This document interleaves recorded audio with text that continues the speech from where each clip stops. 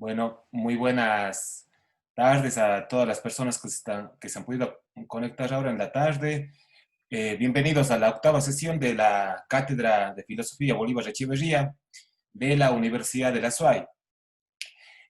Primero quiero, por supuesto, dar la bienvenida en nombre de la Universidad de la SUAY a los colegas que se han podido conectar, pero especialmente dar la bienvenida y agradecer al profesor Alex Valle Franco, profesor de la Universidad del IAEN en Quito y de la PUSE. Pero antes que nada también un amigo, un colega y amigo muy querido por mí. Tuve la oportunidad de trabajar con Alex en los dos lugares, de la PUSE y gracias a él también en el IAEN.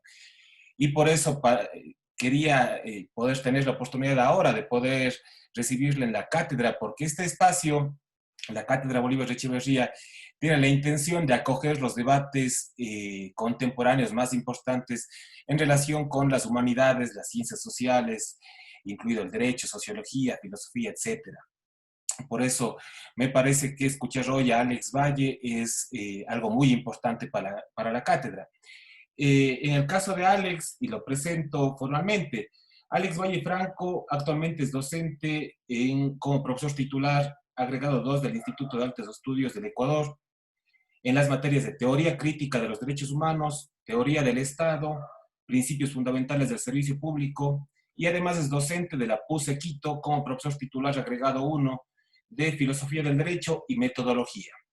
Honoríficamente es jefe de proyectos de investigación del ILANUD, miembro del grupo de élite de retornados expertos de GIZ, capacitador de la Escuela de la Función Judicial, parte de varios proyectos, de varios consejos editoriales, presidente de la Asociación de Trabajadores y Docentes del IAEN y pertenece a redes de académicos e investigadores a nivel nacional e internacional. El profesor Valle se graduó de la Pontificia Universidad Católica del Ecuador en 2002 como abogado y licenciado en Ciencias Jurídicas. Posteriormente realizó una especialidad en Derecho Penal y Justicia Indígena en UNIANDES, una maestría en Derechos Humanos con énfasis en mecanismos de protección en la Universidad Andina Simón Bolívar en el año 2009, una maestría en Sociología en Flaxo en el año 2012. El doctorado lo realizó en la Universidad de Bremen, Alemania, bajo la dirección del doctor Andreas Fischer Lescano, con el tema Ciudadanía Universal y los Derechos de los No Nacionales. El profesor Valle ha ejercido cargos de dirección en el Consejo Nacional de las Mujeres, Intendencia General de Policía de Tungurahua, dirección de la Escuela de la Función Judicial. En lo relativo a las investigaciones, ha desarrollado proyectos en materia de migración en las universidades de Bremen, IAEN y el Ministerio de Justicia del Ecuador. Pluralismo jurídico, con Boaventura de Sousa Santos, conocimientos ancestrales, tratados comerciales en la PUSE, trata de personas con la Fundación Esperanza, entre otros. Es catedrático invitado de la Universidad Andina Simón Bolívar, Universidad Católica de Cuenca. Las líneas de investigación son Derecho Internacional Público, Derechos Humanos, Migración, Filosofía del Derecho, Metodología, Filosofía y Sociología del Derecho. Me parece que por supuesto, además hemos resumido la hoja de vida de Alex y da cuenta de la gran preparación y de la fortuna que tenemos de poder escucharlo hoy. Bienvenido, Alex. Como te he comentado antes, esta primera parte vas a poder exponer el tema que hoy abordamos, que es el fetiche jurídico, y luego de tu exposición podremos hacer preguntas a las personas que se conectan. Si quieren pueden pedirme a través del chat que se les habilite el audio o el video para que puedan hacer las preguntas directamente o puedan también escribirlas al chat.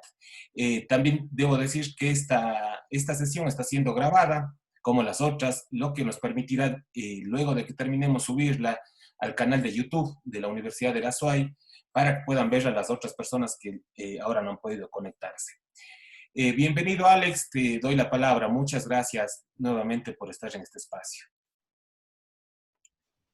Muy buenas tardes con todos, con todas. Muchísimas gracias por la invitación, especialmente a Diego, a Sebastián, grandes y queridos amigos de hace mucho tiempo, a quienes conozco y realmente, pues, un sentir académico, compañeros de lucha, de academia. Entonces, en ese sentido, estoy muy grato. Es como que estuviera en la casa de ustedes mismos, ¿no? Con esta invitación y también conocerle a Diego Andrés, que ha sido un placer.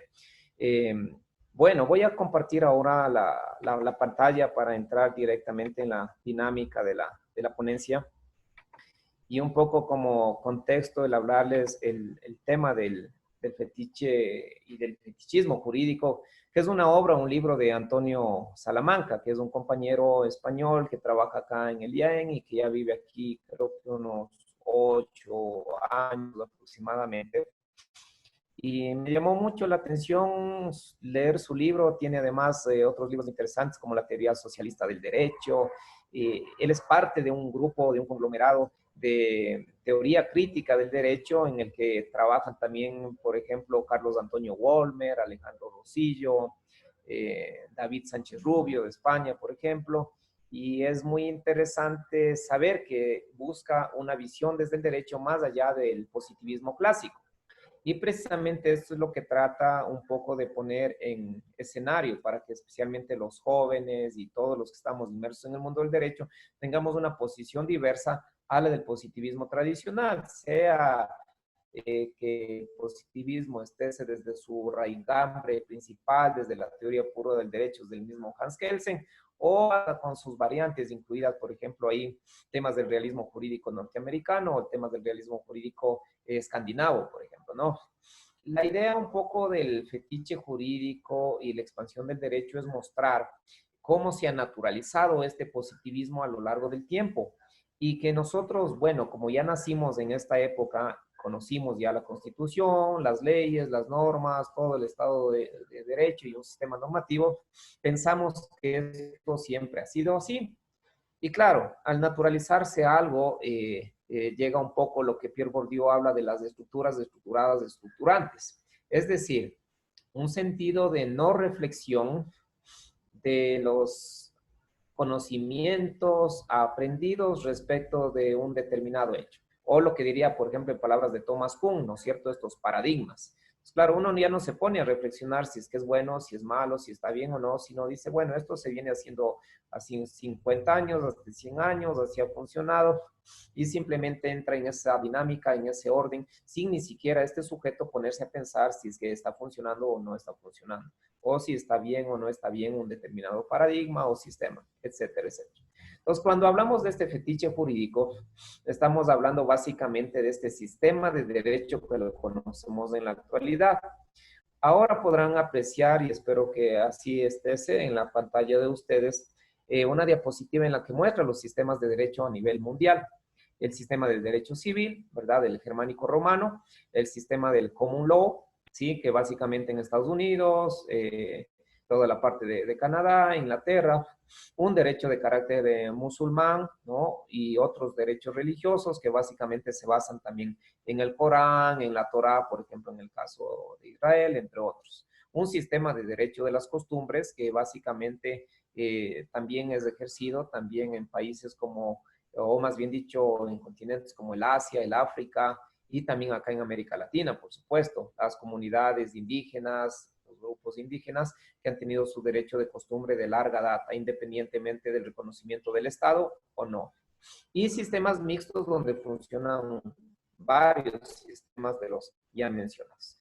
Lo que quiero mencionarles es decir, por una parte, que el sistema positivista, sea el anglosajón o el más difundido también, el germánico romano, si bien es cierto, tienen una primacía y tienen una hegemonía, no es que siempre han estado pues, en el espacio público, por decirle de una manera, ni regulando durante miles de años a través de ciertos o determinados sistemas ya jurídicos a nivel nacional.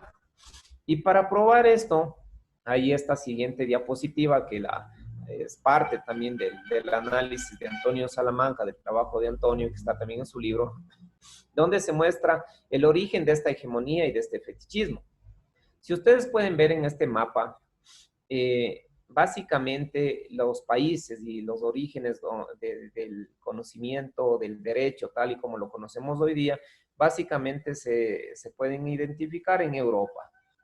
¿Sí? En Europa, un poco en Centroamérica y en América Latina, en Perú. Y esto tiene relación directa con la creación de las universidades. Fíjese, la creación de las universidades que además sabemos que mucho tuvo que ver, por ejemplo, con órdenes religiosas, como el caso de los jesuitas y entre otros, que además y adicionalmente en su origen eran totalmente cerradas. Había una enseñanza totalmente endogámica que después comenzó un poco a poco a abrirse incluso solamente a ciertas élites. Entonces se crean algunas universidades, las más antiguas, como la de Bolonia en 1088, se crea la de Oxford en Inglaterra en 1096, la de París en 1150, la de Salamanca en 1218. Y al crearse estas universidades, conocemos también que las primeras facultades fueron las facultades de medicina y la facultad de derecho. Y claro, estas universidades van a ser las que comienzan a dar los estándares, comienzan a dar los cánones de lo que se debe enseñar en el derecho y de lo que es el derecho. Y seguramente en esa época, estamos hablando 1096, 1150, y aquí los que han revisado el tema del naturalismo, sabemos que estaba en plena boga también todo lo de Juan de Mariana y otros naturalistas que básicamente mencionaban que el derecho era un derecho de la ley divina o de la ley de Dios y había una preeminencia totalmente vinculada con la ley divina y por supuesto esto era la parte del derecho, el derecho canónico también, que hasta ahora muy poco se lo ve, pero se lo ve todavía en la Universidad Católica, por ejemplo, acá en Quito.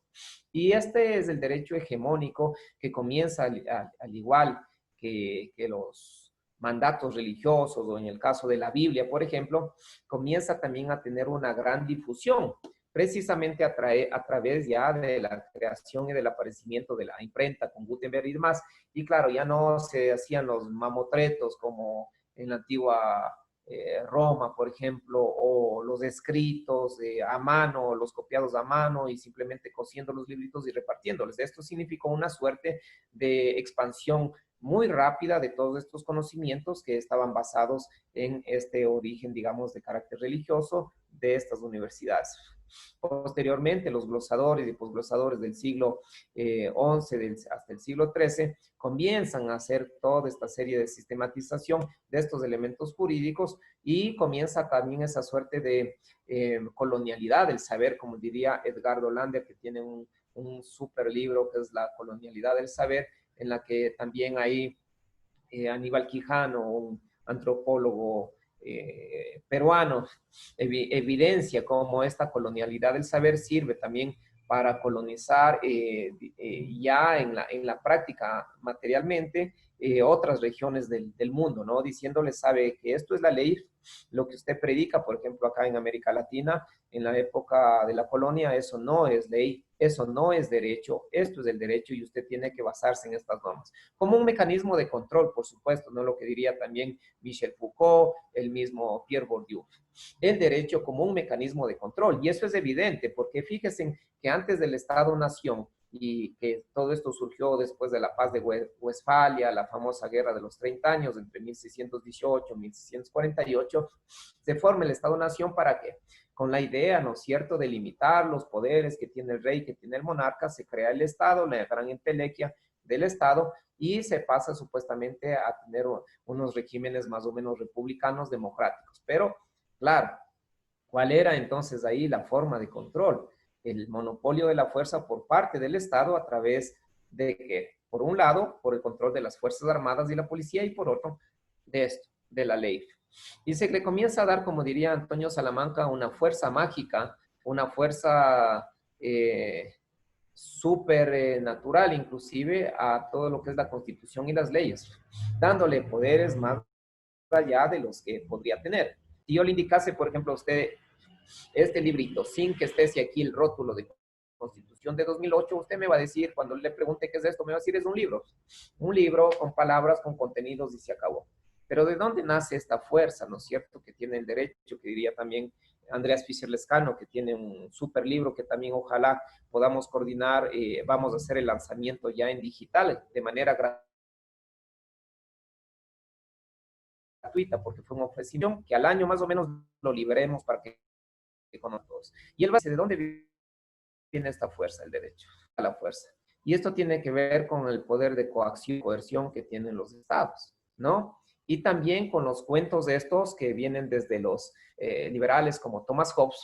Fíjense que desde un inicio Thomas Hobbes decía, la ley por más que sea injusta tiene que ser respetada porque está basada en la voluntad del pueblo. Y si usted no respeta esa ley porque es basada en la voluntad del pueblo, usted no está solamente irrespetando la ley, sino violando la voluntad del pueblo. Fíjese. Entonces, desde el punto de vista liberalista de Hobbes, aunque existe una ley injusta en el sistema jurídico, usted tiene que respetarla. Al contrario de lo que el mismo Juan de Mariana y algunos naturalistas de aquella época decían, si hay una ley injusta, usted no tiene que obedecer. Y eso se permanece hasta la actualidad con los temas del derecho a la resistencia, o si veo que hay una ley injusta y me causa ahí alguna vulneración del derecho, los constitucionalistas saben una norma, una medida cautelar o una si es que es algún tipo de violación en materia de derechos. Bien, para no irme muy a otro tema, y volviendo a las universidades, se comienza entonces a dar esta suerte de doctrina con todos estos caracteres que les estaba comentando, y se amplía, por ejemplo, todo esto a la Universidad Santo Tomás en México, luego a la Universidad en San Marcos también en los años 1500. Entonces, fíjense, entre 1200 y 1500 hay más o menos una diferencia de 300 años que comienza recién a expandirse esta doctrina a América Latina y América Central. Con la imprenta, como ya lo mencioné, la expansión llega un poco más rápido. Lo del voluntarismo también ya lo mencioné, y claro, luego viene el tema de la codificación napoleónica y también viene una expansión mucho más rápida ya a América del Norte. Ustedes pueden ver ahí en el cuadrito todo lo que tiene que ver con la tradición, en cambio del common law, directamente por las relaciones políticas, entre otras, que tenían Inglaterra con los Estados Unidos y, por supuesto, con el Canadá.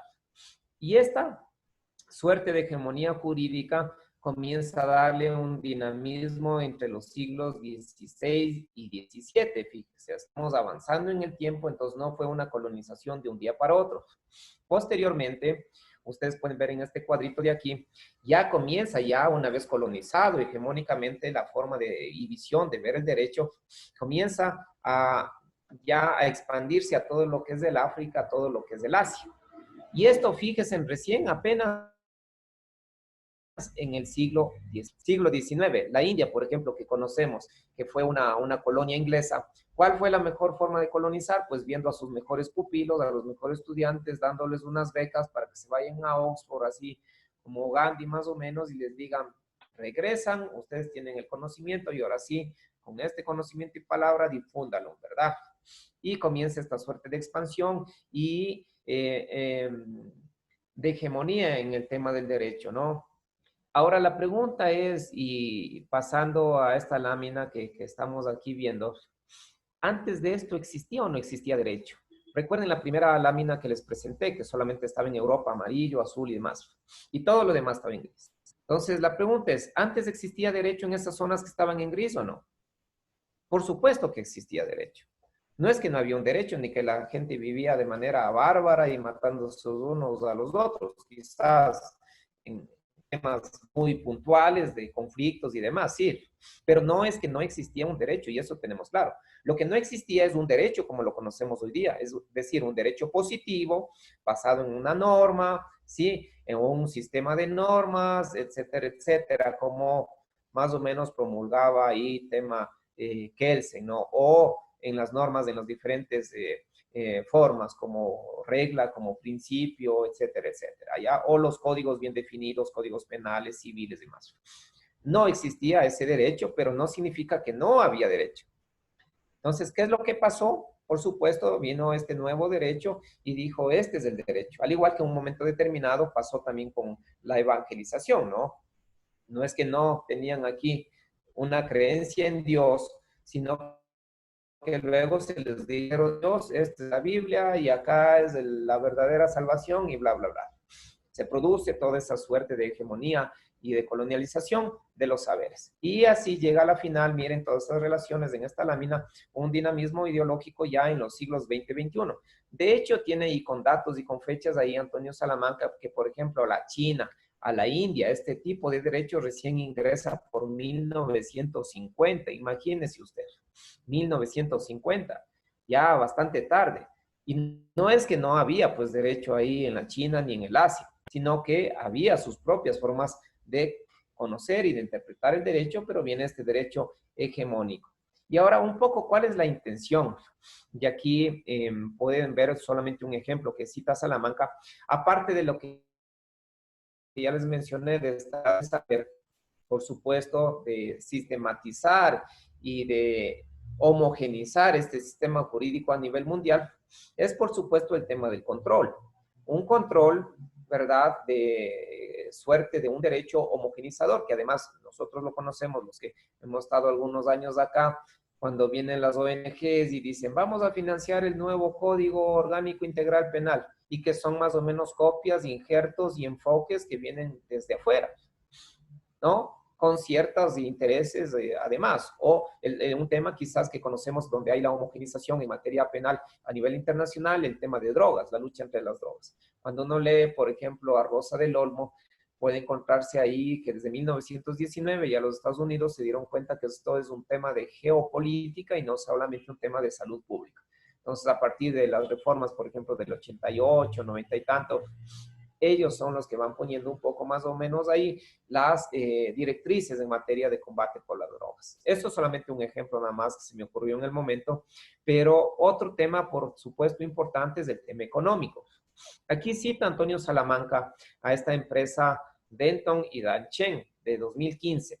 Y usted puede ver cómo ya estos grandes estudios jurídicos tienen una expansión que va desde Calgary, que va desde San Francisco, que pasa por Frankfurt, por Berlín, por Praga, por El Cairo, por Dubái, hasta los países asiáticos, ¿no es cierto? Y encuentra ahí sedes también en Singapur, en Hong Kong y demás. Es decir, una suerte de transnacional jurídica, y estas transnacionales jurídicas que por supuesto manejan miles de millones de dólares, tienen la posibilidad de influir y de incidir también en los temas normativos de todos estos países, ¿no? Entonces, pero ¿qué es lo que va, digamos, dejando detrás de esta suerte de homogenización y de colonización? Lo que va a pasar, y que ustedes ven aquí en los títulos de la siguiente lámina, es que va a producirse una expropiación del derecho originario, ¿sí? Este derecho originario que, al igual que en un momento determinado con la cultura en general, fue tildada de salvaje, fue demonizada de no ser, digamos, parte o reconocida por la comunidad internacional, invisibilizada por otra parte. Entonces, esta justicia que de pronto acá en nuestros países denominada justicia indígena, simplemente se invisibilizó, no se le puso el reconocimiento en los textos constitucionales, o por otro lado solamente, y vemos que hasta la actualidad se demoniza, pasando únicamente, qué sé yo, escenas de televisión, en medios de la ortiga, del agua, sin explicar qué significa desde la cosmovisión indígena, que es un rito de armonización, de purificación y de vuelta a la armonía de toda esa comunidad. Y viene, claro, esta expropiación originaria diciéndole, este es el derecho que vale, este es el derecho occidental, usted no puede juzgar de esta manera. Y vienen temas como el caso La Cocha 1, La Cocha 2, que saca la Corte Constitucional. Y claro, uno se pregunta, bueno, ¿estarán en las comunidades indígenas agarrados la sentencia La Cocha 1, La Cocha 2, allá en las comunidades de Saraguro, acá en las comunidades Salasaca, Chibuleo? Seguramente no, ¿no? Y más aún en un idioma que no es del originario. Entonces, ¿podemos decir que se está ejerciendo el derecho propio independientemente del Estado? Por supuesto. Pero esta guerra expropiatoria, como ustedes pueden ver ahí, se ha dado, ¿no? De muchísimas formas. Y esta guerra expropiatoria se ha dado principalmente con la invisibilización y la demonización de los sistemas jurídicos tradicionales. Por otra parte, cómo se ha dado la producción del derecho a través de este derecho positivo es a través de la ley, de la Constitución, de las codificaciones, de los tratados que hacen los doctrinarios, entre otras cuestiones, basado en la famosa voluntad, que es lo que ya referimos anteriormente.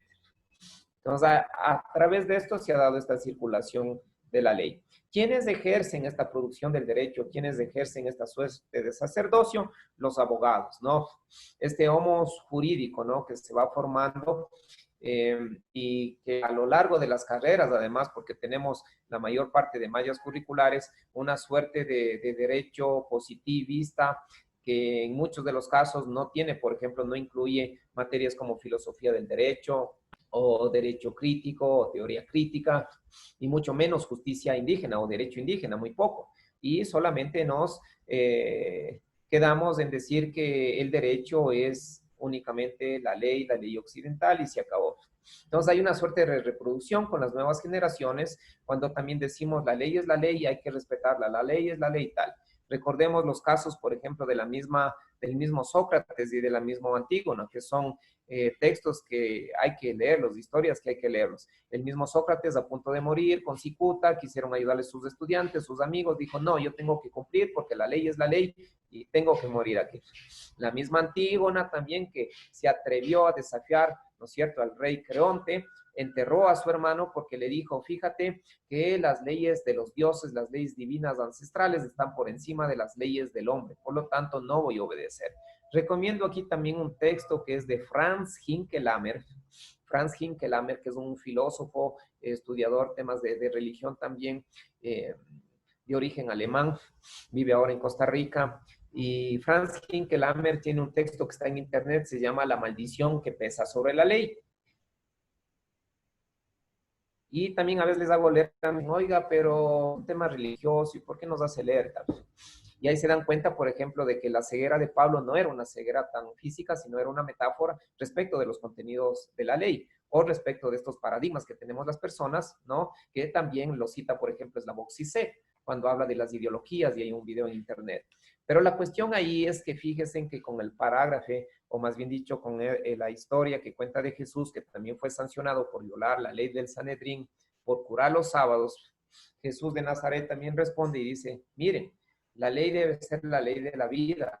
La ley debe estar para la vida de los hombres y no para la muerte de los hombres. Si yo a través de esta ley he podido dar vida, pues bueno, júzguenme ustedes con la ley de los hombres. En otras palabras, lo que identifica también es que ese respeto excesivo entre la ley produce toda esta serie de distorsiones. Segunda Guerra Mundial, también para no irnos tan lejos, ¿verdad? También puso un montón de normas, leyes que muchos de los soldados dijeron, no, es que yo cumplía la ley, es que yo hacía la ley. Y la ley, todas las cuestiones de legalidad han permitido apartheid, racismo, discriminación, desigualdad de género, etcétera, etcétera, etcétera. Entonces, claro, estos templos, que son las facultades de derecho, con sus mallas curriculares y demás, lo que hacen es un reforzamiento de toda esta producción jurídica positivizadora de la exégesis normativa. Bueno, ¿sí?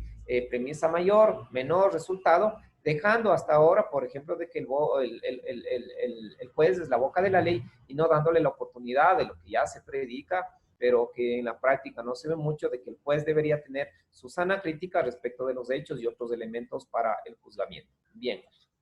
Entonces, ¿qué es lo que pasa básicamente con esta guerra expropiatoria de los pueblos?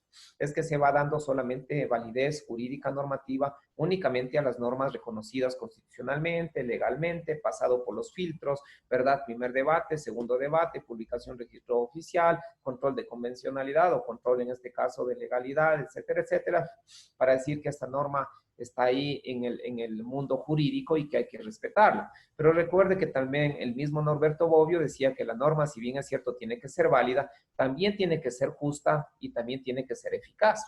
No es solamente una suerte de que sea válida y listo.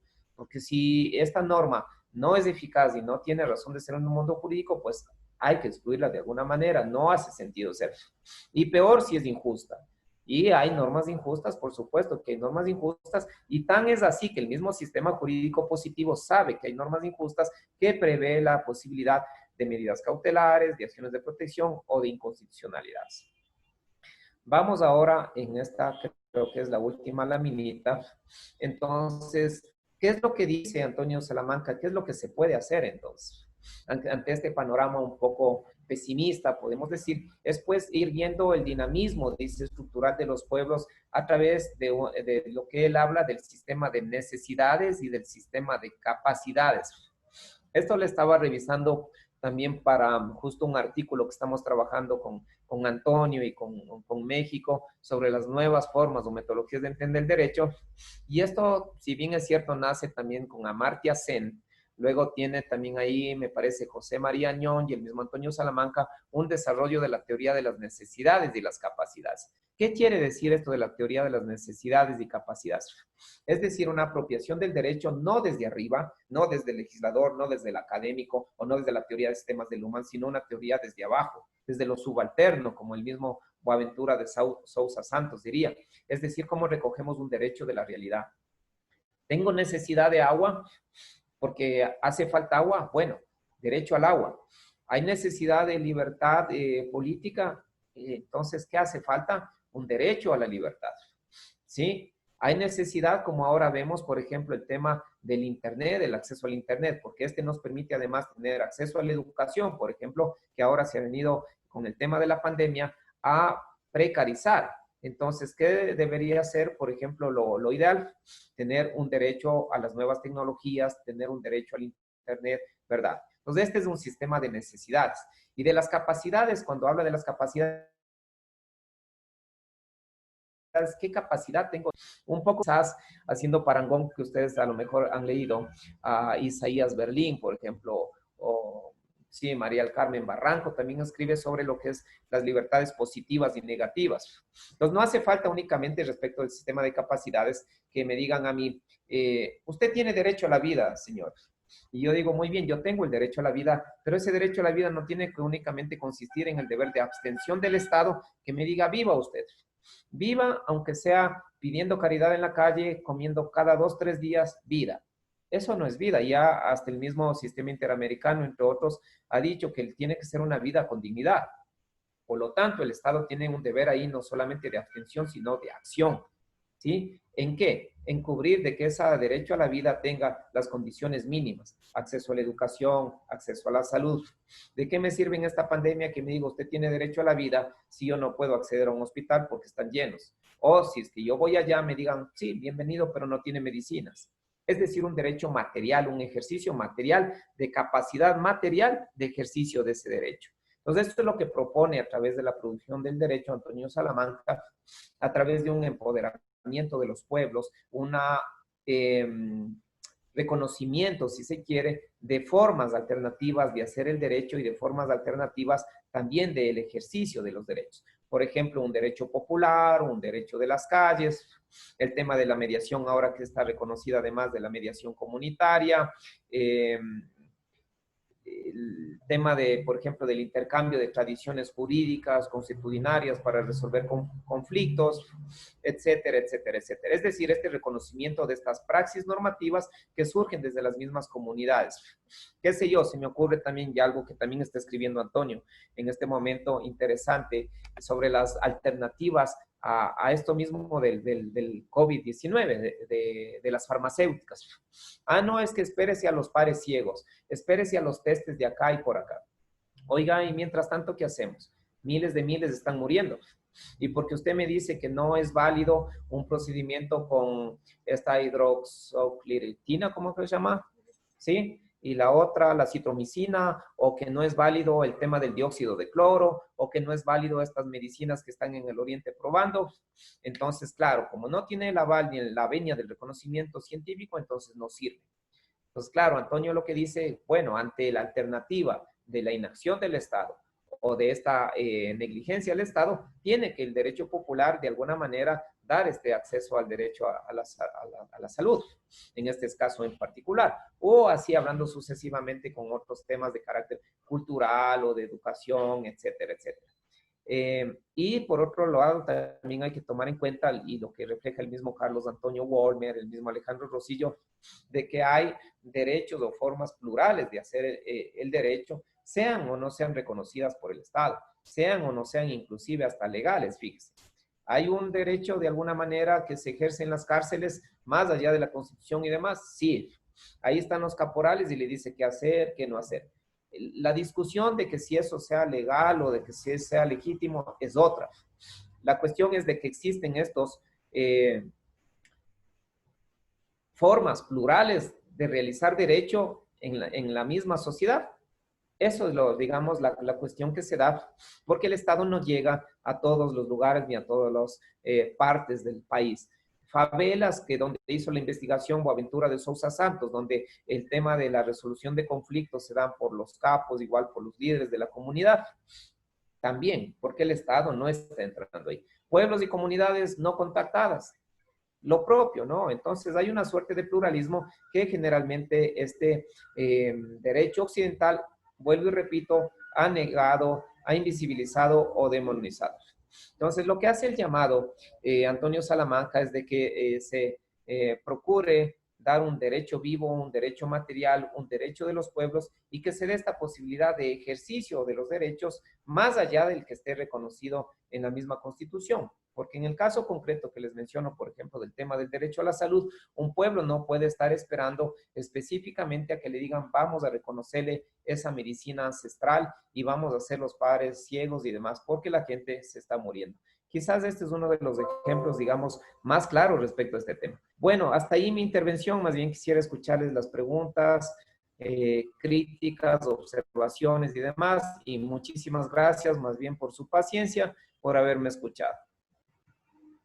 Muchas gracias, Alex, por tu exposición. Muy interesante, muy sugerente. Yo creo que estoy segurísimo que los compañeros que están conectados tendrán también algunas dudas. Yo tengo algunas, tengo varias, pero por supuesto voy a preferir que puedan primero intervenir los colegas. Debo decir primero que muchos estudiantes me han escrito diciéndome que tienen problemas de conectividad en algunas partes de Cuenca. Hay problemas, hoy han tenido, no sé por qué.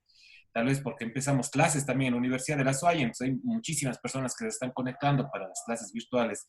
Pero, repito, como decía al inicio, afortunadamente las sesiones se graban, así que ya les dije que después tendrán que responder algunas preguntas y tendrán que verlas en el video que se subirá a YouTube. Entonces, bueno, antes de yo compartir algunas dudas que tengo, porque creo que el tema da para algunas cuestiones. Yo creo que ahí tengo algunas dudas. Yo no he leído a Antonio Salamanca, por lo tanto, mi ignorancia en eso pesará, pero las compartiré contigo, Alex, en un momento. No sé si es que los compañeros tengan algún comentario que hacer o pregunta, por favor. Sebastián. Bien, Alex, gracias Diego. Bueno, Alex, siempre un gustazo poder escucharte y qué bueno poder compartir este espacio también. Gracias a Diego. Sí, bastante sugerente, digamos, la lectura de Antonio, este tema del fetichismo. Mi pregunta era, bueno, vos sabes, la vena constitucionalista y era desde el constitucionalismo, ¿cómo lograr construir un constitucionalismo popular, digamos, un constitucionalismo contrahegemónico? Dado cuenta que inclusive muchos quienes hablan de un constitucionalismo popular han llegado a una suerte de, se han institucionalizado, digamos, y se ha descuidado este constitucionalismo de base. Claro, desde Kramer, Larry Kramer, Chosnet y los demás constitucionalistas populares propugnan por una idea de un constitucionalismo de base. ¿Cómo en el Ecuador intentar construir una idea de un constitucionalismo popular cuando tenemos una élite que a veces hace inviable esta posibilidad? Sí, muchísimas gracias por la pregunta, Sebastián. Me da la posibilidad precisamente de hablar de la palabra derecho. Y fíjate que esto es, les digo, lo principal esquema que debemos sacar en la mente de identificar derecho. Cuando hablemos de derecho, directamente de la ley o de la Constitución. Eso hay que sacarlo. O sea, cuando ya tuvo un debate, y eso está en el libro de Agustín Esquela, Har con Kelsen, Kelsen cada rato decía la norma, la norma, la norma, y Har le dijo, bueno, y tanto que hablas de la norma, ¿qué es la norma? Le cogió en frío en bajada y a Kelsen y dijo, la norma es la norma. Se sintió tan mal que luego que tuvo que escribir el famoso tratado, La teoría de las normas. Pero la norma, precisamente, concebirla únicamente como la ley, es un error, y eso es lo que dice Salamanca. Entonces, debemos conseguir nosotros al derecho como toda esa parte de prácticas, de vivencias culturales, diarias y demás que tienen los pueblos. Entonces, derechos son prácticas de solidaridad, por ejemplo, el tema de la minga, sí, es parte del derecho. No es un derecho reconocido ni que está positivizado en alguna manera, pero es un derecho vivo, lo que le llama él. ¿Por qué? Porque a través, por ejemplo, de estas prácticas de la minga, estás construyendo, por ejemplo, un canal de riego que va a dar acceso al agua y que va a dar la posibilidad de que todos tengan la chance de sembrar, por ejemplo, cualquier producto que sirva para la alimentación de los demás. ¿Tiene que ver con el derecho? Por supuesto. Ahí estamos, si es que queremos ver desde el enfoque occidental, garantizando, ¿no es cierto?, acceso al agua, el derecho a la alimentación, el tema de cuidado al medio ambiente. Fíjate, están involucrados varios temas de ellos. ¿Que son reconocidos por el derecho occidental tal como estoy diciendo? No, pero esas son las prácticas vivas.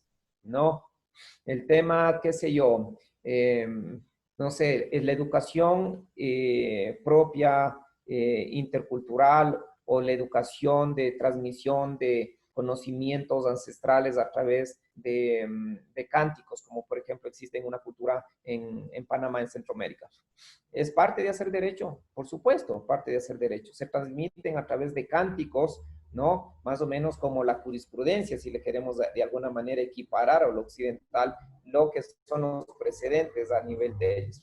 El tema, fíjate, ya un poco occidentalizado, la investigación que yo hice acá en la TOCYA, tienen desde 1800 las actas. Es una brutalidad ver esas actas desde 1800, ¿no? ¿Está reconocido tal vez o estuvo reconocido en un tiempo, en 1900, eso por la justicia ecuatoriana? No, es una forma de ejercer justicia. Ahora, yendo a lo que tú dices, un derecho popular, yo creo que siempre es complicado esa lucha hegemónica precisamente porque las élites generalmente han manejado estos procesos constituyentes, por ejemplo, ¿no? Y no ha permeado quizás, sino hasta el 2008, mucho de las organizaciones sociales y mucho de lo subalterno. Entonces, yo creo que esa lucha popular tendrá que hacerse tal como dice Salamanca, de a poquito desde estas prácticas, ¿no? Desde estas prácticas diarias. A ver, no me está dando el Estado a mí un tema del derecho a la salud, ni me está protegiendo. Bueno, ¿qué vamos a hacer como comunidad? Aquí organicémonos. Hay esta medicina que sí está funcionando contra el tema del COVID, pues apliquémosle. Más allá de lo que me diga el científico, más allá de que me diga el Estado, el ARCE o todas esas instituciones, ese es un derecho constitucional y es un derecho vivo de los pueblos. No me están dando temas de agua o cualquier otro tema, organicémonos como comunidad.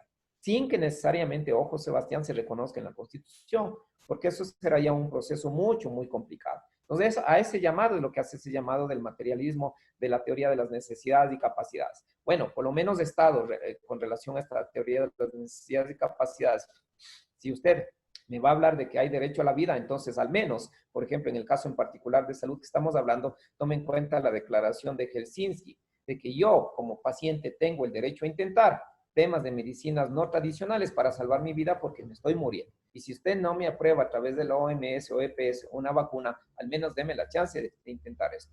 Y eso lo están haciendo muchos del pueblo del Ecuador. Y sabemos nosotros también que tal vez no públicamente reconocen, pero hay gente que está salvando a través de estas medicinas tradicionales, no solamente en el país. En Bolivia, por ejemplo, el dióxido de cloro ya está siendo reconocido por varios de los estados, se está tomando. Pero claro, no se hace propaganda. ¿Por qué? Porque la empresa farmacéutica gana 21.000 billones, no millones, billones de dólares al año. Y tenían planeado en un librito que yo leí hasta el 2022 ganar 54.000 billones de dólares. Entonces, eso es lo que hay detrás y yo creo que el constitucionalismo popular se hace más que con el reconocimiento constitucional, con un derecho vivo a través de sus propias prácticas. Gracias Alex, por la respuesta. Y de lo que dices surgen de pronto algunos comentarios también que hacer. A mí esta idea de, ciertamente, de que hay prácticas que de hecho están más allá del reconocimiento no jurídico, pero que llegan a ser por su práctica jurídicas mismo, me parece también muy problemática. Y ahí yo tengo mis dudas respecto a cómo garantizar la eficacia de las normas jurídicas y al mismo tiempo respetar este tipo de prácticas de orden más cultural y eso, pero bueno, no sé si es que Diego Andrés tenga alguna duda o el otro compañero también. Diego Andrés, te doy la palabra. Bueno, muchas gracias. Estuvo muy interesante, aunque me perdí unos minutos la exposición porque se me cayó el internet. Pero sí, en realidad pude captar al menos la estructura de la exposición y el mensaje que nos trae Alex. Y me pareció también muy sugerente, creo que más bien me me confieso muy afín a las ideas expuestas, ¿no es cierto? Sobre todo en la crítica y muy dura, al menos en el ámbito que yo estudio.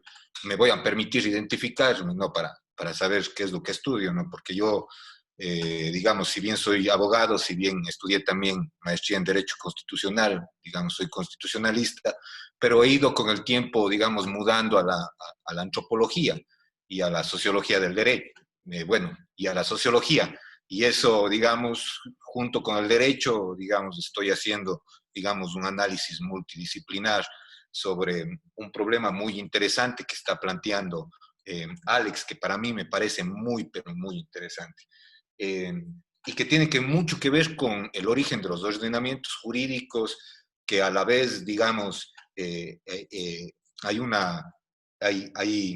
hay un libro muy interesante, ¿no es cierto?, de un autor alemán, Christopher Menke, que habla sobre el derecho y la violencia. Creo que él es uno de los profesores más reconocidos ahí en la Universidad Libre de Berlín, creo que también, no, en la de Frankfurt creo que es.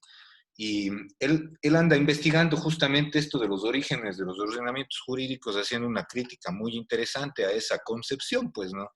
Que nos relataba Alex, que se fue, digamos, apropiándose del saber, esa especie de colonialidad del saber, ¿no es cierto?, que fue apropiándose primero en las universidades, ¿no es cierto?, y haciendo ver, digamos, ese lado mitológico del derecho moderno, digamos, del origen del derecho moderno. Incluso me llamaba la atención en uno de los temas que yo estudio, porque yo estudio temas de pueblos indígenas en situación de aislamiento, y estudio también a la vez, digamos, sus formas de vida, como en la antropología uno se relaciona, ¿no es cierto?, con la etnografía y con la idea también del otro, el estudio del otro, ¿no es cierto? Es muy interesante ver que, en efecto, los pueblos indígenas como los Waurani y los Tagaeri venían practicando una forma de ley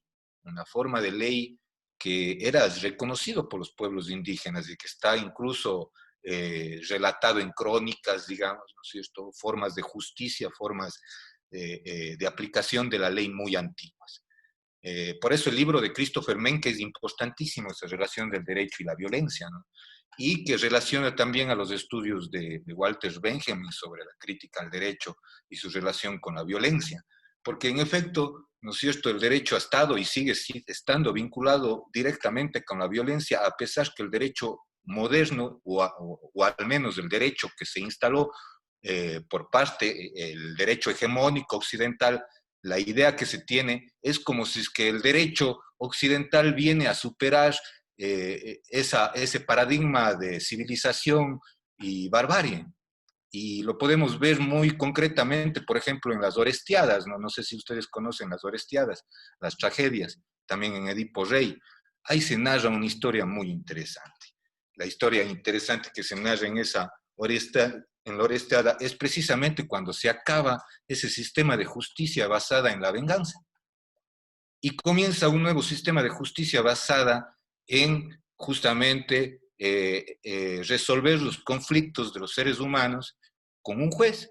En efecto, cuando cuenta la historia de Orestes, ¿no es cierto? Orestes, si ustedes que podrán recordar al menos la tercera escena de Orestes, ¿no es cierto?, de esta Orestiada, que son en realidad 3 obras, digamos, de Esquilo, creo que, si mal no recuerdo, disculparán que yo tengo una memoria ya muy frágil. Y en la Orestiada cuenta efectivamente que Orestes mata a su madre, y mata a su madre en ejercicio de la ley de la venganza. Y efectivamente su madre también mató a su padre Agamenón en ejercicio de la ley de la venganza, porque Agamenón había matado o sacrificado a su hija para ganar a las guerras de Troya. Esa es la historia. Es decir, un continuo de ley de venganza, ¿no es cierto?, que era la ley, y que efectivamente Orestes, en el momento que mata y cree que efectivamente está haciendo un acto justo, ¿no es cierto?, que se ajusta a la ley, ¿no es cierto?, a la dique que llamaban los griegos, en ese momento, ¿no es cierto?, sale huyendo y se va a refugiar en Atenas, ¿no es cierto?, porque efectivamente en el momento que se refugia en Atenas sigue huyendo o bajo la persecución de las erinias, las diosas de la venganza. Por eso se llama este capítulo las Euménides, ¿no es cierto? Que es justamente eu significa lo bueno, es decir, la idea ya de lo bueno, ahí viene, y ahí viene una idea civilizatoria importante porque viene Atenea, la diosa de la sabiduría, y Atenea viene, ¿no es cierto? Y le dice, bueno, Orestes ha cumplido la ley, pero él piensa que ha hecho justicia y las erinias piensan que al matar a su madre ha cometido un acto que es contrario a la ley. Entonces, ¿quién debe juzgar? Entonces, ahí nace la primera vez que se entrega el juzgamiento de ese tipo de actos, ¿no es cierto?, a un aerópago, a un tribunal, ¿no es cierto?, a un juez imparcial. Ahí, hoy día discutía justamente con Vicente Solano, ¿no es cierto?, que él hace el estudio sobre la imparcialidad y la independencia de la justicia y le hacía reflexionar cuándo nació esa idea de imparcialidad, de que entreguemos los conflictos humanos a la resolución.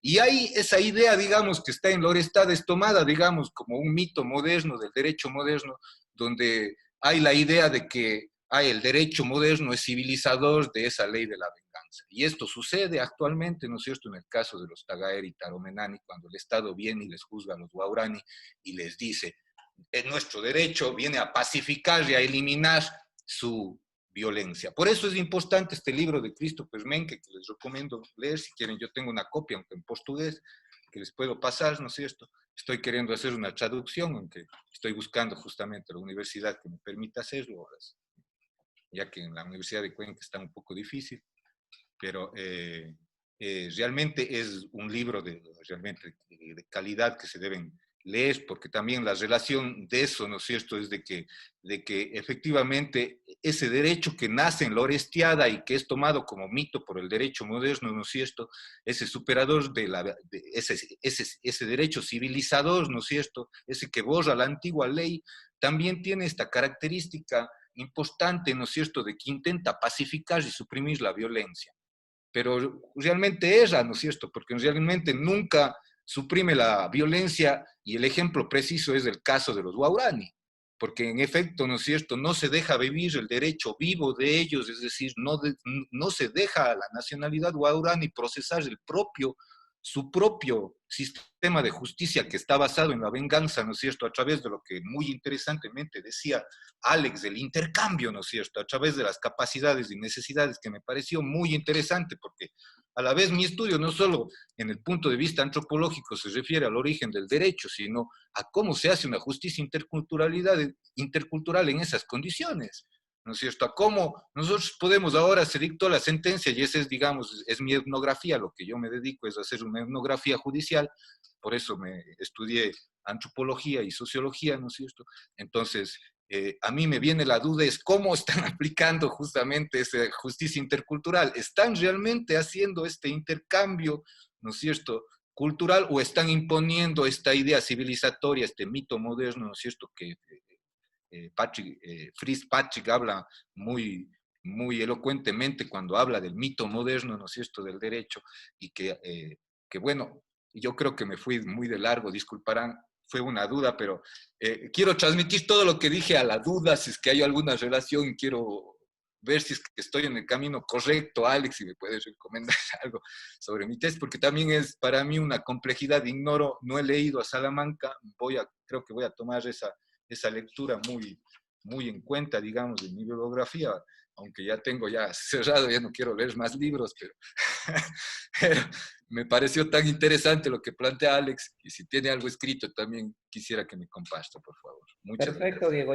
Yo voy a ver para ver qué es lo que le podemos compartir entonces. Gracias por el comentario.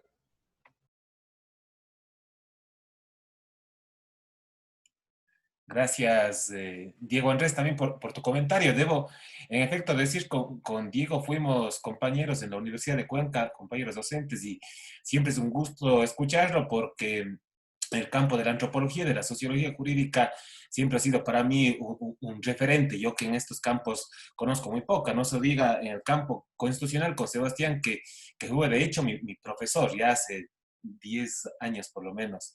Siempre es un gusto escucharles. El compañero Daniel Mejía también pide la palabra. Le doy la palabra a Daniel.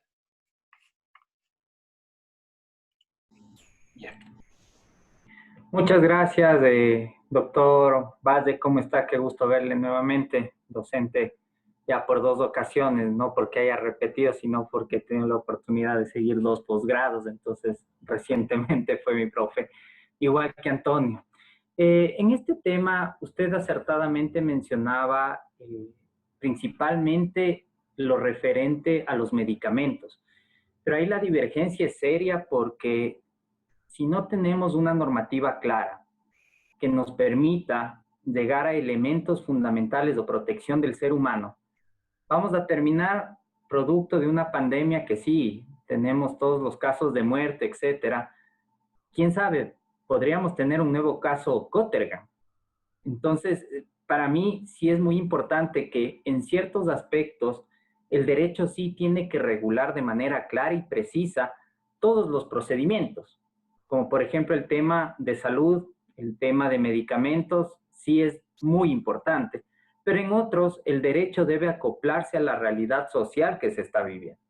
Entonces, no sé cómo podríamos hacer este tema del fetichismo jurídico dentro del ámbito de medicamentos. A ver, interesante la pregunta, Daniel, y vea solamente para replantear la pregunta. Si realmente el derecho, y en este caso yo digo a los mismos médicos con los que debatía, porque estoy en un grupo igual ahí, con la mayor parte que son colegas en ciencias duras, creo que soy el único que está en ciencias sociales, les decía, están ustedes muy preocupados por la salud, por el supuesto uso de cualquier otra medicina alternativa y les preocupa, qué sé yo, el dióxido de cloro, que además se pone en las pintas de sangre para transfusión para mantenerlas frescas y mantenerlas bien. ¿Para cuándo los debates de ustedes para, por ejemplo, el consumo de la famosa Coca-Cola o de otras gaseosas? ¿Para cuándo el debate para el consumo del Red Bull o cualquier otro tipo de medidas con químicos, colorantes, saborizantes, uso de pesticidas demasiado altos? ¿No? Los mismos en tema de pesticidas conocen una época determinada, los mismos Rockefeller comenzaron ahí a invertir en tema de pesticidas, antes no se utilizaba. Conversen con los campesinos, por ejemplo, de nuestras diferentes ciudades. Yo soy de Ambato, he conversado con varios. Ahora estamos volviendo al tema orgánico, ¿no? Fumigando con ají, fumigando con algunas otras plantas. Y claro, ¿qué le dice la normativa? Use el baigón, use tal cosa de Bayer. Y uno de los campesinos me decía, cuando botábamos eso a la tierra, de ahí mismo salían los gusanos. Entonces, también tenemos que ser, creo, mucho más despiertos en el sentido de decir qué hay detrás de esa normativa y quién hace la norma. Cuando uno estudia, y aquí Diego debe saber, también yo igual me metí a la sociología justamente porque me faltaba en Flaxo esta patita de análisis más allá de la norma y decía, tengo que meterme a estudiar sociología porque no entiendo algunas cosas. Y cuando uno hace análisis histórico, fíjate, ahí tuve un profesor súper bueno que decía, cuando uno hace análisis histórico tiene que saber quién hace la historia o quién escribe la historia, para qué escribe la historia, para qué está dirigido. Y yo diría también con la ley. ¿Quién hace la ley? ¿A quién beneficia esa ley? ¿Para qué está hecha esa ley? Porque fíjate, si bien es cierto y totalmente de acuerdo en que tiene que haber regulaciones en ese sentido, yo no estoy en contra de que digo hagamos lo que se quiera, tiene que haber estándares, pero que esos estándares también no tengan pues un doble rasero. Es decir, digo lo que está mal porque de pronto es pésimo para la industria farmacéutica, pero sin embargo dejo que la Coca-Cola y otras gaseosas que producen tantos millones de muertos al año estén ahí. O ese montón de obesidad o temas de diabetes, por ejemplo. ¿Hay alternativas para el cáncer? Sí, hay alternativas para el cáncer, por ejemplo. No, descubiertos desde el mismo Gerson, que es un alemán que en los años 40, 50. ¿Qué dijo la misma, la FDA ya? No le reconocemos. Tiene que ser solamente la radioterapia, la quimioterapia. Industria millonaria. Fíjese, no, solamente por dar un ejemplo. Entonces, no estoy diciendo úsese cualquier cosa. No, no, no, por supuesto, regulaciones. Pero el tratar también desde esa regulación de invisibilizar y que me digan, no, esto no está reconocido por el sistema mundial de la OMS o OPS, entonces no me tomaré un agua de manzanilla para que el estómago, algo que ha venido centenariamente dándose porque no me autoriza la OPS. Entonces, a eso es más o menos un poco el tema, más bien, Daniel, tal vez para clarificar, de que no estamos, digamos, en contra, y creo que tampoco Antonio en contra de estas regulaciones, pero ¿quién hace las regulaciones y para qué hace las regulaciones? Y si estas regulaciones tienen un doble brasero o no. Hay un montón también de medicinas que fíjate que también supuestamente han pasado por pares ciegos y tanta cuestión que han causado temas como el mismo autismo, que ahora es polémica, ¿no? Por exceso de plomo, por ejemplo. O algunas otras enfermedades que han dado la medicina y luego han dicho, sí, lo siento. Entonces, también, digamos, desde la parte de la regulación medicina, sí hay que estar un poco atento en quién está detrás de todas estas temáticas. O fíjate las pruebas también que hacen. Generalmente estas pruebas las hacen en el África. ¿Por qué no las hacen en el primer mundo, ahí en Europa mismo, no? Estas pruebas de las medicinas. Nos usan como cobayos de paso. Entonces, ese es un poco el tema, ¿no? También esa doble bracero, decir, bueno, salvemos. Y para irnos más allá, si quieres, un segundito nada más, cuando uno lee a Thomas Posch, por ejemplo, ¿no? Que escribe sobre temas de pobreza o la violencia invisible, o al mismo David Helf, estamos en realidad preocupados, fíjate, con esta pandemia que les cayó anillo al dedo para todo, una suerte de precarización laboral, precarización de trabajos y todo, y ahí les recomiendo leer al inglés Guy Standing, que habla desde la precarización hace ya 15, 20 años, les cayó anillo al dedo, preocupados por ¿cuánto van ahora? Cerca de 1 millón de muertos, creo, en todos estos meses. Y yo te puedo decir y está con datos de la misma Organización Mundial de la Salud y de las mismas datos del Banco Mundial, que por ejemplo, 3.000 niños, entre 3.000 niños a 6.000 niños mueren diario por falta del acceso al agua. Y así en temas de comida y demás. Entonces, por eso en las cifras de Thomas Posch que van a encontrar en el internet y en físico, mismas cifras del Banco Mundial, dice, cada una semana o 2 semanas mueren los mismos muertos que en una muerte en Vietnam. Cada tantas semanas mueren los mismos muertos que en la Segunda Guerra Mundial. Pero no nos espantamos porque la muerte por pobreza se naturalizó, por ejemplo. Entonces no vemos preocupados tampoco ahí a los líderes mundiales diciendo, oiga, cada 6 semanas mueren 10 millones, 15 millones por falta de acceso al agua y acceso a la alimentación. Yo no veo esa preocupación ni veo la normativa tampoco diciendo regulemos y calmemos esto. Y de otro lado, lo que sí vemos es, hay exceso de oferta en tal producto, botemos al mar kilos y toneladas de leche y cosas así. Y fíjate también las prohibiciones también ahora en Estados Unidos. No pueden coger de los basureros lo que sobre del centro comercial, delito. Entonces, ¿de qué estamos hablando en las regulaciones mundiales? ¿Realmente estamos hablando de que la regulación se está dando desde abajo o está habiendo una regulación desde las élites para control? A eso es lo que me voy. Es decir, seamos críticos con toda la normativa y no cojamos todo. Si hay una norma buena, por supuesto, bienvenida, ¿no? Si nos beneficia. Pero si hay algo detrás de eso y que realmente son intereses, pues yo creo que ahí tenemos que los abogados de estar alertas, atentos para decir, no, esto en realidad no nos beneficia, tiene un sentido más bien utilitarista. Eso sería mi comentario, Daniel. Muchas gracias, Alex, y gracias también a Daniel por la pregunta. De hecho, es uno de los temas a los que yo tenía dudas justo cuando vos tocaste el tema del dióxido de cloro. Por este tipo de debates, yo también tengo muchas dudas y coincido en este caso con muchos de tus comentarios, pero ahí me sigue faltando claridad respecto a cómo lograr ese diálogo intercultural, cómo lograr armonizar esos diferentes derechos para que no sea esa imposición hegemónica de uno de ellos. A propósito de que estamos en la Cátedra Bolívar Echeverría, yo relacionaba lo que tú decías, estas prácticas culturales que a veces están más allá de la norma, del sistema, y esas serían parte de lo que Echeverría diría el etos barroco, ¿no? Esa forma de la gente para solucionar finalmente las cosas más allá del derecho que a veces ni siquiera considera la realidad.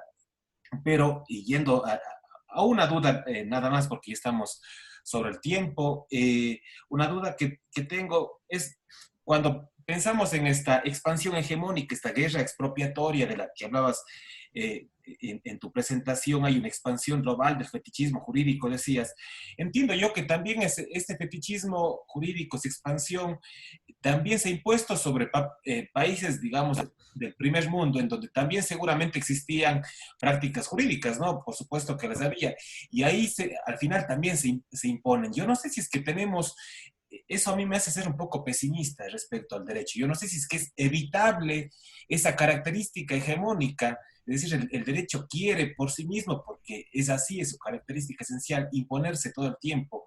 Y luego, si es que eso es así, cómo lograr entonces parar esa hegemonía que quizás sería propia del derecho occidental, de este derecho que se impone. Tengo precisamente esa duda porque parecería que siempre vamos a estar con esta tensión. Yo recuerdo desde hace muchos años, pues, también siempre hablamos de esta gran tensión entre las prácticas jurídicas de pueblos ancestrales y el derecho, y siempre, y también ya desde hace algunas décadas, tenemos la obligación del sistema jurídico de dialogar, de abrir los espacios, de organizar una norma que sea común y que sea discutida por todos, pero yo no sé si es que eso en efecto es o no posible. No sé, Alex, ¿qué me puedes comentar al respecto? Perfecto. Perfecto, sí, ahí voy a tratar de concretar algunas de las dudas que pude captar. Una, el tema de esta posibilidad de diálogos, y quizás ahí el que un poco más ha trabajado, y debe saber también Diego, es Boaventura de Sousa Santos, ¿no? Con todo el tema de la ecología de los saberes y tema también de la ecología en tema de los topoi. Cada pueblo tiene, como digamos, su propia cultura, sus propias costumbres, sus propios topoi. ¿Cómo relacionar esos topois a través de este diálogo intercultural, de esta ecología de saberes? Y él habla de este diálogo que tiene que ser un diálogo, por supuesto, respetuoso, horizontal, de ninguna manera vertical, en el cual él dice que tiene que ser una suma cero. ¿Qué tiene lo uno que aportar a lo otro y qué tiene que lo otro aportar a lo otro? Y de tal manera que haya una justicia o una suerte de complementariedad. Y eso de alguna manera sí observaba el mismo Boaventura de Sousa Santos cuando hacíamos acá esta investigación aquí en Bolivia. Y un caso concreto es el siguiente. La justicia indígena, por ejemplo, claro, no tiene policía, eso lo sabemos todos, pero de alguna manera, claro, tienen su propia justicia, digamos, propia, pero en algunos casos se ha observado que en coordinación con la policía, si es que una persona ajena a esta comunidad, es decir, un mestizo, ha cometido un delito en esa comunidad, ellos han coordinado con la misma policía, ¿sí? Sea que para que se entregue a la policía para el juzgamiento en justicia ordinaria, o sea que se le entregue a la comunidad, si es que es un miembro de la comunidad, para ejercer la justicia indígena, ¿no? Que además está reconocido en el 171 de la Constitución. Entonces, él habla un tema de esto, o temas de investigación, que puede haber colaboración entre el uno y el otro. Lo que siempre nos ponen a nosotros en imágenes, en los medios de comunicación, vuelvo y repito, es la justicia de la barbarie. Le están hostigando, le están... Y claro, desde nuestro punto de vista occidental sería pues, eso como trato cruel, inhumano y degradante, pero no entendemos que detrás de eso también hay un proceso de investigación, un proceso de careo, un proceso de juzgamiento, llamadas asambleas. No entendemos que desde las primeras formas de arreglar o de entender la justicia existen, por ejemplo, las mediaciones a través de los compadres, de los yachas, los antiguos, los padrinos de matrimonio, los padrinos de boda, de bautizo, lo que sea. Es decir, hay todo un sistema complejo. Por ejemplo, allá en Saraguro, ahí inclusive existe una especie de segunda instancia, de tercera instancia a través de todo lo que son ahí los cabildos, ¿no? De todas las comunidades. Eso primero, entonces, entender que una justicia sí puede ser coordinada a través de un diálogo respetuoso horizontal de esto de aquí. Lo que sí es importante también, y bien que se menciona la palabra práctica y costumbre, porque claro, la práctica es, digamos, un hecho que se reitera, pero no necesariamente hace cuerpo ni hace costumbre, porque la costumbre ya es una práctica así reiterada en el tiempo, pero además que sea aceptada socialmente, comunitariamente, más o menos el consenso del que habla Kant en la metafísica de las costumbres. Es decir, ese imperativo categórico en el cual yo actúo de tal manera que actúo al igual que la sociedad para estar en armonía y acorde a lo demás. Entonces, pienso que eso, digamos, lo recomendable. Ahora, buscar, como tú dices, una ley o una normativa que regule esto. Yo le pregunté a quién es el experto, a Raúl Yazak también, que deben conocerle compañeros, y estudió en Coimbra también su doctorado con el mismo Boaventura. Le dije, ¿cuál es la mejor justicia indígena? ¿Qué deberías ver como una ley de coordinación o como una ley de deslinde en Bolivia? Y me dijo, Alex, la mejor ley de coordinación y de justicia indígena es la que no existe. Porque al momento que tú positivizas eso, deja de ser justicia indígena y pasa precisamente a ser occidental. Y dije, totalmente de acuerdo, entonces es la verdad. creo que lo importante es llegar a estos diálogos y creo que estos diálogos iban dando resultados de a poquito, no es algo que se pueda hacer todo de un momento para otro, pero fíjate que ahora, por ejemplo, está reconocido el tema de la mediación comunitaria. No solamente la mediación y el arbitraje como tal, sino mediación comunitaria a través de los propios líderes y organizaciones comunitarias, como una forma de ejercer también ahí o de buscar solución en algunos conflictos. Entonces, me parece interesante que estos diálogos se den y se den de manera respetuosa, vuelvo y repito, de manera horizontal. No sé si respondí todas las preguntas o queda alguna duda tal vez ahí, Diego, por ahí. No, sí, sí, me queda mucho más claro, Alex, muchas gracias. No sé si tienen los compañeros de pronto alguna duda adicional. Sí, Diego.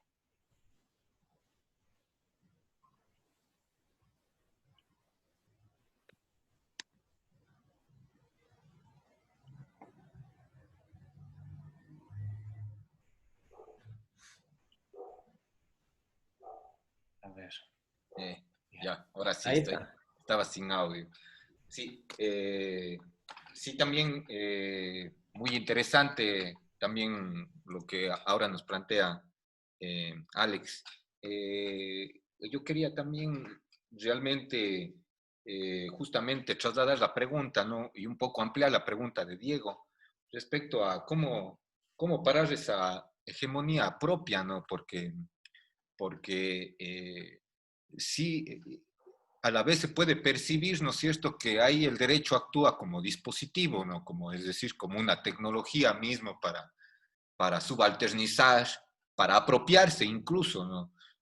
Usted también mencionaba, por ejemplo, esto del no reconocimiento de la medicina indígena e incluso la apropiación, una guerra expropiatoria y de apropiación.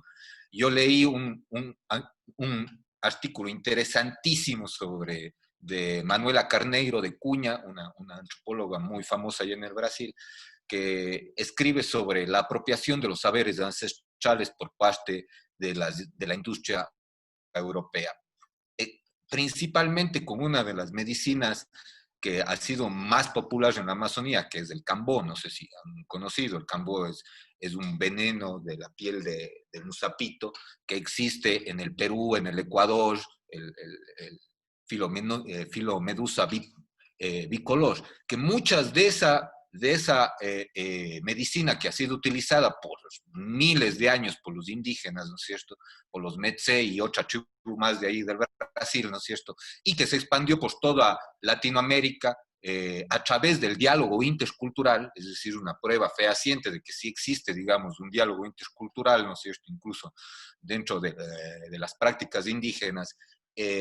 Y lo interesante era cómo las farmacéuticas impedían su uso y a la vez se apropiaban de la medicina. Es decir, iban al territorio, contactaban con los taitas que manejaban la medicina, con los chamanes que manejaban, los médicos que manejaban la medicina, que sabían cómo extraer, y efectivamente se lleva a Europa para utilizar como medicina para el cáncer. Y después regresaba a nuestros países en forma de tableta mucho más cara. Entonces, todas estas formas estructuradas, estructurantes y estructuradoras del derecho realmente toleran una forma de apropiación del conocimiento ancestral. Entonces, yo retomo la pregunta, ¿cómo parar al menos en el derecho? Porque en el caso al menos que estudio sucede así mismo, el derecho sirve como dispositivo y parece imparable parar ese dispositivo, pareciera que fuera un dispositivo que una vez accionado ya no tiene forma de retroceder, ¿no es cierto? Entonces, ¿cómo paramos? Necesitamos construir un campo de fuerza. Entonces, ahí yo quisiera tal vez hacerle reflexionar a usted o rever la posibilidad también incluso de una ley que marque al menos límites, pero no para los indígenas o para el otro derecho, el derecho práctico, sino los límites para el Estado, ¿no es cierto?, frente al derecho, porque el Estado es el que es invasivo, ¿no es cierto? Entonces, quizás pensar una ley que sí fije límites. Le pregunto a Alex, pero hay límites en base a principios, quizás, no, tal vez no reglas específicas, pero... Perfecto, Diego. Sí, esa es la pregunta que me faltaba responderle a Diego y gracias por complementar. A ver, primero, y tú sabes, Diego, más que yo, quizás los pueblos indígenas han resistido con su propia justicia y su propia cultura cientos de años, miles de años hasta ahora. Y más allá del reconocimiento de la Constitución del 98, el 2008, sigue ejerciéndose la justicia. Y como te digo, no creo que estén agarrados ahí el caso La Cocha 1, ni la 2, ni la Constitución al momento de ejercer justicia. Seguirán realizando su propia justicia. Entonces, esa es una propia y primigenia forma de resistencia, más allá del Estado. Y permanecerán quizás más allá de nuestros días. Segundo, yo creo que lo importante, y claro, es peligrosísimo, porque además, fíjate, esta forma de colonización va de la mano también del capitalismo también. Y de un capitalismo y de una propaganda que te dice, como tú bien dijiste, esto es lo bueno, esto es lo salvaje, esto es lo bueno. Entonces, el reconocimiento yo pienso que sí, ya está en la Constitución de la República, el 171, sí es importante. Crear una normativa como para decirle, oiga, respete la norma y demás, yo no lo sé, tal vez más bien, más que la misma norma, yo diría un tema de política pública, porque quizás la política pública es ya la norma en acción, el hecho en acción. Entonces, una política pública que permita, por ejemplo, la educación cultural, bilingüe, y una educación que además incluya dentro de las mallas curriculares de los, no solamente de los compañeros indígenas, sino a nivel nacional, diría, de este conocimiento ancestral y lo que tú has dicho, el conocimiento con el otro, que habla muchísimo de Derrida, Levinas, ¿no? De conocer al otro, de saber al otro para yo pensar al menos y conocer cómo piensa el otro, porque al ser el otro no voy a ser, pero al menos tener una idea para no juzgar a ese otro desde mi posición, porque desde mi posición yo puedo juzgar y decirle, ah, no, este es un salvaje, este es así un asado, pero si al menos conozco al otro y si tuviera yo una malla curricular en donde me indiquen un poco la cosmovisión indígena, yo creo que voy a tener más respeto. Fíjate lo que está pasando y ha pasado, y yo creo que es una suerte de etnicización, algo así, de tener ahora en la justicia occidental fiscales y jueces indígenas, están con sus ponchos y demás y todo, pero eso no es justicia indígena, pues.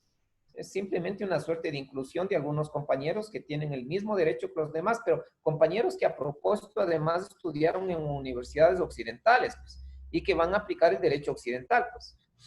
Entonces, quizás en todos esos espacios lo que yo digo es una política pública de reconocimiento, pero de un reconocimiento real. O sea, vamos a tener entonces jueces indígenas, porque sean indígenas, pues. O sea, que realmente, sin que hayan estudiado en la universidad, tengan los conocimientos, porque han sido 10 años, 15 años parte de la Comisión de Justicia, por ejemplo, de su comunidad, y juzguen desde su posición y desde sus conocimientos, además, y desde sus propios contenidos y procesos, y hagan esa justicia indígena. Y así lo propio en temas, mira, de salud, por ejemplo, lo que tú bien dijiste.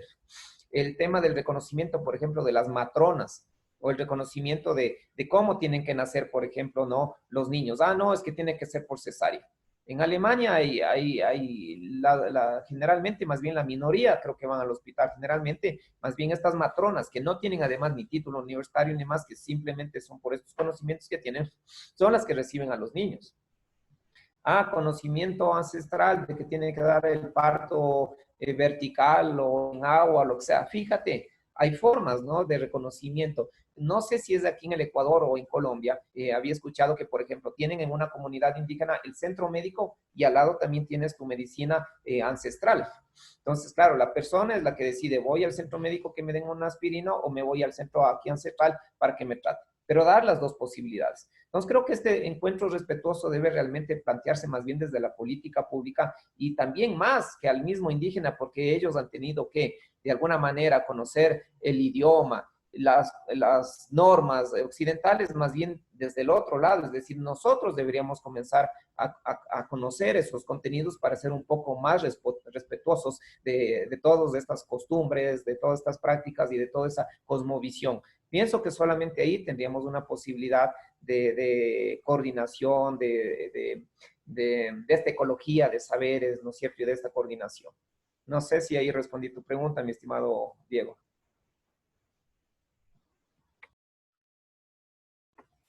Sí. Y tal vez solo en un minuto, léete a Carlos Antonio Wolmer y también encuentras en la red a Alejandro Rosillo, cuando habla, ¿qué te dice? Uso alternativo del derecho y el positivismo de combate. Cómo a través también las comunidades indígenas han tenido que utilizar el mismo derecho positivo para defender sus derechos y cómo un uso alternativo del derecho puede ser posible también construyendo este derecho desde lo subalterno y no desde arriba. Eso también Eso Sí, ya es materia de otra ponencia, pero solamente te doy los datos por eso nomás. mismo, yo más bien, justamente motivado, ¿no es cierto?, en Walmer, es de que me pareció, digamos, mi cuestionamiento a la posibilidad de una ley más que regulatoria, sino limitativa a las facultades del Estado, ¿no es cierto? Porque si bien tenemos el artículo 57 de la Constitución que desarrolla, por ejemplo, la propiedad intelectual sobre, sobre lo que te cuento, por ejemplo, ¿no es cierto? El veneno del Cambó, ¿no es cierto? La propiedad intelectual estaría garantizada en nuestra Constitución, sin embargo, la apropiación continúa, lo cual significa que el ordenamiento jurídico tiene que tener una norma, y ahí sí, digamos, retomo las palabras de Walmer, hay la necesidad de ese positivismo de combate, porque esperar Exactamente. a una sola política pública que está sometida, porque vos sabes, la política pública está sometida justamente al Ejecutivo, que está sometida a los intereses políticos de la política real, ¿no es cierto? Entonces, le veo menos fuerte que con una ley que establezca al menos principios de interculturalidad y límites, ¿no es cierto? O desarrolles de mejor forma los derechos, digamos, que tienen los pueblos indígenas, para que no pase, por ejemplo, lo que sucedió con los indígenas de San Pedro, por ejemplo, que a pesar que ya había un mecanismo constitucional de que sea el juez del la Corte Constitucional que haga el control sobre la justicia constitucional, viene precisamente, ¿no es cierto?, un fiscal que obedece a una política pública del Estado, ¿no es cierto? Por eso le veo frágil la política pública y veo la necesidad de una ley. Y el fiscal, ¿no es cierto?, les hace pasar a esos indígenas algún tiempo en la cárcel. Entonces, por eso yo veo que la política pública realmente está sujeto a los vaivenes y a las variables de la política real. Y para mí Pero, me pero parece... fíjate, mi estimado Diego, que ni la ley te garantiza eso, porque si en la misma Constitución, el 171, te garantiza la justicia indígena, viene una corte que te viene y te limita y dice, Exactamente. no, sí, justicia indígena, pero para problemas de bagatela. Entonces, si ni la misma Constitución te garantiza eso, entonces, peor una ley y más una ley que te van a criticar incluso los mestizos que ya desde ya critican, es que ¿por qué los indígenas son especiales? Y bla. Puede ser no necesariamente una política pública entendida desde los mismos ministerios. Quizás, fíjate aquí, ahí sí, retomando a Walmer, puede ser más bien esta derecho alternativo, es decir, cómo creamos nosotros desde las propias comunidades una suerte de conocimiento y de encuentro también con la misma cultura indígena, la misma cosmovisión, pero la idea es que de a poco vaya también retomando, reapareciendo esta suerte de justicia indígena y de conocimientos ancestrales para ir al menos respetando desde el otro, desde los mestizos que somos, ¿no? Entonces, hay mucho debate ahí y habría que ver si realmente una ley soluciona o no soluciona eso, porque si solucionase, pues claro, bienvenida sea, ¿no? Claro, yo creo que Sí, ahí seguimos también, yo por eso comentaba una especie de pesimismo respecto a la posibilidad, porque precisamente estoy de acuerdo con Alex y con Diego, al final no son posiciones que se contraponen, sino que el uno dice, el deber ser nos dicta que debería ser más práctico hacerlo a través de una política pública, porque en efecto positivizar ya es llevar del campo de la práctica o de la costumbre ancestral al derecho occidental. Pero al mismo tiempo, lo cierto es que esperar de los vaivenes políticos y más en el estado de cosas en el que estamos, este último tiempo nos muestra que más bien cada vez se debilita más. En todo caso, bueno, qué tema tan interesante. Y yo creo que ya nos hemos pasado un poco del tiempo que teníamos previsto. Yo quería nuevamente agradecer a Alex por acompañarnos hoy en la Cátedra Bolívar Echeverría.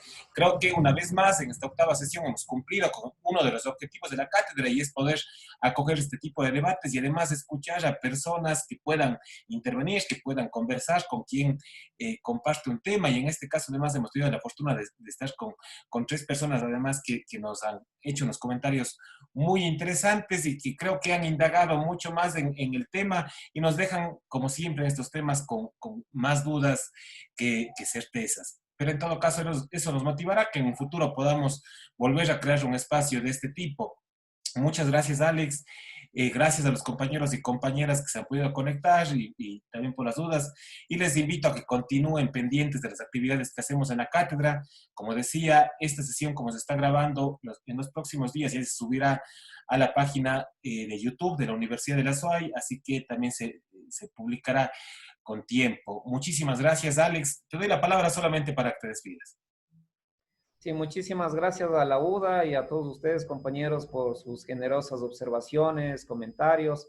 Ha sido un gusto y pues sigan adelante con esta cátedra. Y precisamente creo que eso es lo que debe buscar la filosofía del derecho, Diego. Más que verdades absolutas, dice preguntas, preguntas, para seguir precisamente buscando e indagando las mejores soluciones. Un abrazo a todos y buena tarde. Muchas gracias, un abrazo, hasta luego. Pase muy bien.